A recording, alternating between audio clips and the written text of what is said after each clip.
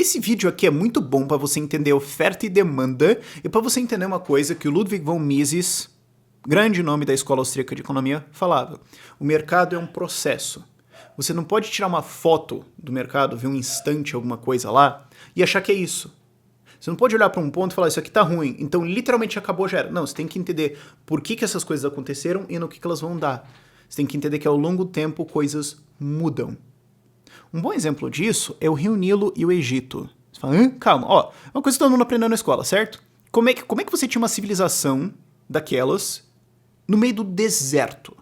Bom, tinha tudo a ver com o Rio Nilo e com o fato de que você tinha enchentes vindo lá do alto do rio, trazendo nutrientes, que alagavam a área onde era feita agricultura, onde se plantava, colocava os nutrientes lá, e quando o rio abaixava, todo mundo plantava lá, e você conseguia sustentar uma civilização. Esse é o processo que está acontecendo ali. Agora, se você não entende nada disso, e só chega lá, tipo, é teleportado no Egito lá, e você não entende nada, e alguém fala assim, olha, é um lugar que a gente planta e alagou, e tá alagando, o rio encheu. Você podia pensar, vai todo mundo morrer de fome, então, acabou, já era. É claro que aí tem a limitação do exemplo, que é, no caso do Rio Nilo, você tinha um ciclo, né? Ele repetia, e no caso do mercado, você não tem um ciclo. Você tem um processo acontecendo, mas ele nunca volta a um ponto necessariamente, né? Até porque se ele voltasse a um ponto necessariamente, por que a gente tem a maior riqueza da história da humanidade e é infinitamente mais rico do que a gente poderia imaginar 200 anos atrás, certo? Então não tem um ciclo acontecendo aí. Então o que aconteceu? Por que o preço da carne subiu? Você tem vários motivos. O primeiro é aumento da demanda. O Brasil está retomando, a economia está voltando a crescer. E aí as pessoas têm mais dinheiro. E o que é o perfil do brasileiro? Por que eu abri um empório? Eu lembro que ano passado eu estava falando, gente, vou abrir uma empresa. Aí a galera achou que ia ser um negócio de criptomoeda, Bitcoin, e foi um empório. Eu falei, Rafael, por que você vai vender cerveja artesanal, vinho, comidas, temperos, essas coisas? Porque o brasileiro, quando ele ganha mais dinheiro, ele consome. É o nosso perfil. Até porque assim, eu vou vender cachaça e comida. O dia que isso der errado, é porque acabou a civilização, né? Ou porque você é um gestor realmente incompetente. Mas enfim, seguir esse padrão brasileiro, o que o pessoal vai fazer? Comprar carne, fazer um churrasquinho. Certo? Não é à toa que você também tem recentemente subindo demanda por vinho, subindo demanda por cervejas artesanais, sobre um monte de coisas de consumo assim. É quem o Brasil é o que a gente faz, a gente consome, aumentou a demanda por carne, o que acontece? O preço sobe. E aliás é até legal lembrar que em 2014, um secretário da Fazenda do governo Dilma Rousseff falou uma coisa sobre... Essa é legal. O que aconteceu? A inflação estava pegando, o governo estava negando, né? Mas a inflação estava pegando, a economia já estava indo pro buraco, e aí falaram, pô, mas daí o preço da carne subiu e tudo mais. O cara falou, mas você pode substituir a carne por ovo, né? Então acontece, crise, preços, inflação estava pegando, né, por causa do Banco Central, por causa do BNDES ainda jogando uma porrada de dinheiro na economia, se tinha inflação mesmo com a economia caindo, as pessoas não tinham dinheiro para consumir, não tinham como acessar a carne, aí o cara falou, bom, então fazer o quê, né? Aí complicou. Então o que acontece? Agora você tem o processo inverso. Mais gente está querendo comprar, preços sobem. Segunda coisa é que você tem uma coisa chamada natureza. Primeiro que a gente teve secas no Brasil em 2014, 2015, isso afeta todo o ciclo do gado, porque é um ciclo longo, então, de novo, o mercado é um processo. Muitas vezes, hoje, você está pagando a conta de coisas que foram feitas lá atrás, certo? Pagando a conta ou recebendo os dividendos, né? Então a gente teve uma seca que alterou todo o negócio de produção de gado, que ainda hoje está causando alguns problemas. E em cima disso, você tem a natureza na forma de gripe suína na China. Gripe suína na China matou 40% do rebanho de porco chinês. E assim, não é 40% do rebanho de porco do Suriname, da Lituânia ou de Liberland, ok? 40% do rebanho da China fizeram a conta, falaram assim, cara, se a gente pegar todo o resto de rebanho do porco do mundo e botar lá, não cobre buraco. Os caras realmente adoram comer uma costelinha de porco, cara. E eu não... Tá certo eles, né? Errado tô eu, que... Enfim. Mas, o fato é, tem uma puta demanda de carne lá.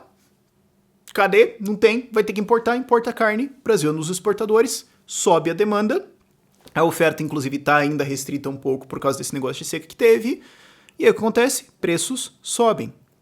Mas Rafael, aí quem está consumindo carne aqui no Brasil vai ter que pagar mais caro. E daí os chineses têm comida. É isso que o mercado faz. Sistema de preços transmite informação. E aí o que acontece? Ninguém na economia realmente sabe o que é economia. Ninguém consegue descrever ou mapear o negócio inteiro. Mas porque você tem preços, você consegue coordenar a ação econômica. Você consegue fazer cálculo econômico. É isso que é uma economia.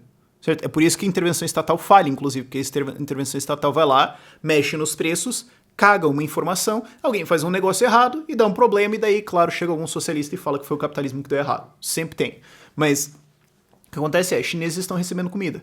Então aí você tem aquela... Você já tem uma resposta para aquela maluquice que estão falando de, porque os exportadores são traidores, eles estão preferindo ganhar dinheiro do que alimentar o Brasil. Eles estão ganhando dinheiro alimentando a China. Então tem pessoas lá que estão ganhando comida e os caras estão ganhando dinheiro. Qual é a parte ruim? Vou ter que pagar um pouquinho mais. Tá, então o que você prefere é que você pague um pouquinho menos e o pessoal lá passa fome? E você tá dizendo, então, que o governo tinha que impedir isso pra você ter comida e os outros não, pra você pagar mais barato. Você tem certeza que é esse argumento que você quer fazer? A pessoa não percebe isso. E a outra coisa em cima disso é dólar. O que aconteceu? O dólar subiu. Teve um negócio do leilão da sessão onerosa que foi nos apontamentos. Originalmente achei que não tinha sido, mas foi. Nisso eu estava errado. Mas enfim, dólar subiu. Você tem pressões americanas também fazendo isso. Você tem algumas coisas, algumas incertezas de Brasil também. Dólar subiu. Aí a galera fala, então aí o Banco Central tem que chegar controlando. Não! Se o governo controla um preço, a economia faz as coisas erradas, os investidores, os empreendedores fazem as coisas erradas, e daí dá merda. Não pode fazer isso. Deixa, quieto. Só que daí o que acontece? O exportador exporta carne e recebe em dólar. No Brasil se usa dólar? Até onde me consta, não. Então o cara vai ter que vender o dólar para comprar real. Então o dólar sobe por causa de outras pressões, pessoas respondem a isso, tem que vender dólar, isso contém o preço. Então você não precisa do Banco Central chegando com a marreta ali em cima. O que acontece é que quando o preço dispara para cima, o resto das pessoas começa a se adaptar e isso tem uma pressão para baixo. Nenhuma janela vai ficar aberta assim se alguém tentar fazer alguma coisa. É uma oportunidade que pessoas vão empreender em cima disso. E aí vem o lógico, que é, então o que acontece agora é que produtores de carne estão ganhando mais dinheiro. E não é só isso. É aquela velha frase, né? Maré alta ergue todos os barcos. Então o que acontece? O preço da carne sobe, as pessoas começam a trocar. Começam a consumir frango, começam a consumir porco, começam a seguir a recomendação lá do secretário da Dilma e começam a consumir ovo. Então produtores de alimentos, no geral, saem ganhando. Preços sobem, eles saem ganhando. Mas então as pessoas perderam do outro lado. No curto prazo você tem uma movimentação aí. Só que o fato de que as pessoas estão pagando mais, estão dispostas a pagar mais agora, manda um sinal para os produtores de dizer, olha, produzam mais. Então não só esses produtores agora no curto prazo ganham mais dinheiro, ou seja, pessoas no interior, produtores de maneira geral, né, no interior até onde me consta não se cria gado na Grande São Paulo. Aí eu podia até fazer uma piada eleitoreira, mas deixa pra lá. Ponto é, pessoas mais no interior vão ganhar mais dinheiro e elas vão gastar esse dinheiro em produzir mais alimentos. Então você tem, no curto prazo, pessoas no interior que tendem a ser mais pobres de maneira geral do que o urbano, isso é estatística, ok? Essas pessoas estão ganhando mais dinheiro e no médio para longo prazo elas vão produzir mais comida. Por quê? Porque você tem esse sinal de preço acontecendo. Gente, qual é a parte ruim disso? Cadê a vítima? Isso é parte do processo de mercado. Então você pode tirar a foto do preço e falar, subiu. É literalmente o apocalipse libera-lo fascista que está destruindo a Amazônia e talvez, não sei, vai abolir a lei que aboliu a escravidão. Não sei. Ainda estamos na dúvida. Você pode fazer esse tipo de reclamação. Agora, quando você olha o processo, o que acontece? O Brasil está exposto a mais mercados agora, mais demanda, pessoas no interior ganham dinheiro, vão investir em produção, o mundo tem mais comida. É isso. No momento ali, você tem um probleminha, mas esse probleminha é parte do sinal de o que tem que ser feito, de como a economia tem que se organizar melhor. E aí também a gente tem que falar de guerra de narrativas, porque isso está sendo colocado como, tá vendo, a falha do governo Bolsonaro. E daí eu tenho que falar isso e parece que eu tô defendendo o Bolsonaro. Maldita seja a esquerda por eu ter que explicar isso, as coisas, mas enfim.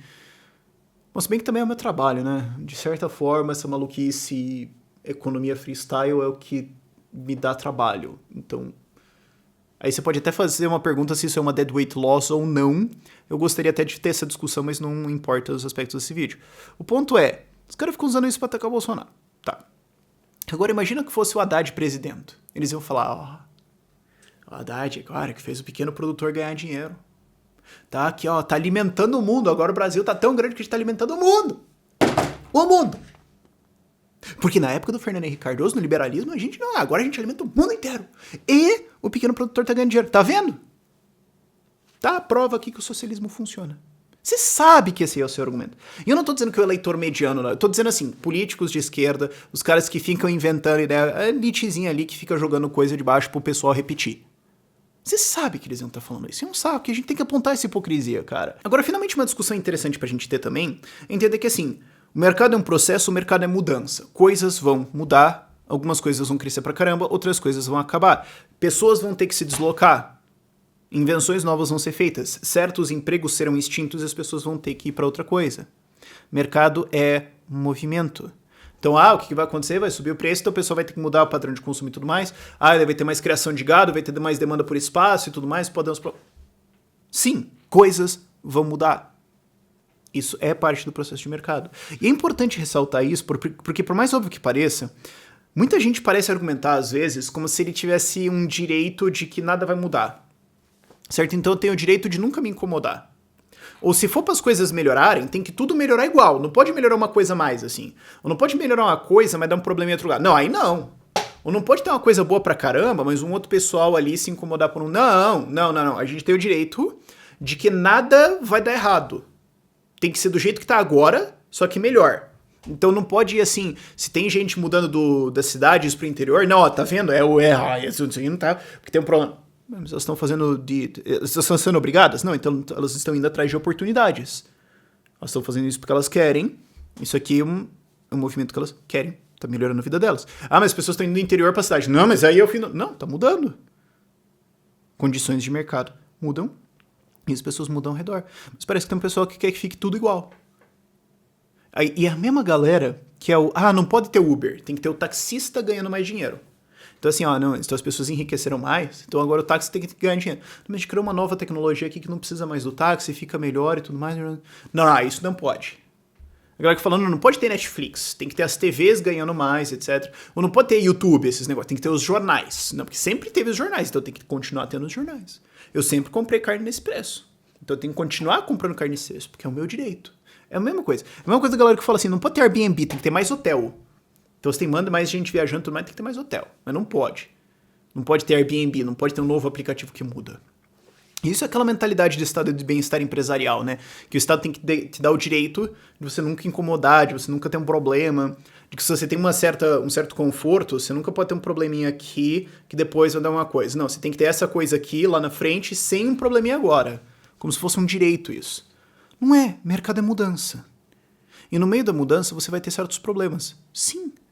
Se você tem um cara que ele tá na droga e você quer deixar o cara sóbrio, no meio do caminho vai ter uma parte ali que um pessoal vai se incomodar. Só que esse incômodo é parte do processo de mercado. E aí o que acontece? Quando você dá 3 ou 4 passos para trás e olha pro troço todo, quando você entende o processo, você não olha só a foto, quando você vê o filme, o que você vê nos últimos 2 séculos da humanidade? Um brutal nível de enriquecimento. Basicamente todo mundo que poderia ser incomodado se incomodou. Basicamente, tudo que poderia mudar, mudou. E nós estamos muito melhor hoje. É claro, sempre vai ter a legião de gente que tá um reclamador de plantão. Tem alguma coisa mudando e fala... Sempre vai ter a galera que quer. E é sempre esses caras que 50 anos na frente a gente vai olhar e falar... Daí teve aqueles malucos lá. E... né, quando inventaram o carro, tinha um sindicato das carroças lá reclamando, cara, né? Hoje a gente dá risada. Enfim... São coisas básicas de economia, mas a gente tem que sempre aproveitar... não sei mais falar. A gente tem que sempre aproveitar essas oportunidades para discutir isso, discutir essas coisas básicas, explorar e expor esses errinhos que as pessoas cometem. E assim, não é canalice das pessoas, a galera que fala, é traição, meu Deus, os caras falavam... Não é o mesmo cara, mas tinha gente falando isso 30 anos atrás, tinha gente falando isso 50 anos atrás. Sempre tem... É ignorância econômica mesmo, e não é por má intenção das pessoas, certo? Muitas das pessoas que assistem meu canal hoje eram socialistas, defendiam pesada intervenção estatal, vieram aqui pra me xingar e depois perceberam que estavam errados. Tudo bem, faz parte, a gente tem que conversar com essas pessoas, expor as coisas com calma. Errar faz parte, ok? Isso posto por esse vídeo é isso. Tchau, tchau.